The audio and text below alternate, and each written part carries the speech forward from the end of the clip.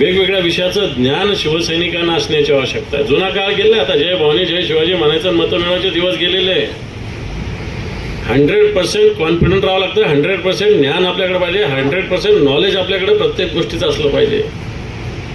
आपण अपडेट असलं पाहिजे प्रत्येक शिवसैनिकांनी. आपल्या आता तो दिवस गेला की मी मोबाईल कसा वापरू, सगळ्याला वापरतात. पैसे आलेले वगैरे वगैरे कसं अलर्ट करतो बाकी आपल्याला, बरोबर आहे का नाही, याचा निधी आला त्याचा निधी आला तो कळतो.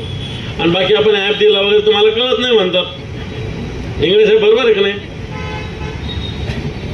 आता मला हे सांगायचं की हे ॲप आपण घेऊन संघटन आता सदस्य नोंदणी आहे. मला सांगा, परवाच्या दिवशी उद्धव साहेबांनी जाहीर केली सदस्य नोंदणी. कोणी पुढाकार घेतला, काय केलं? मी आता थोड्या वेळापूर्वी पुण्यामध्ये त्याचं अपडेट घेतलं मी ऑनलाईन, कोणत्या जिल्ह्याची किती झाली. तुमच्याकडली नाही झाली जास्त. मी टोटल रायगड जिल्हा बघितला, 1100 का 1200 झालेले रायगड जिल्ह्यात बघितलं. मी तालुक्याचं नाही बघितलं. मी सगळ्या जिल्ह्यात रोज संध्याकाळी आम्ही अपडेट बघत असतो किती ठिकाणी नोंदणी झाली. एबीपी माझा, उघडा डोळे बघा नीट.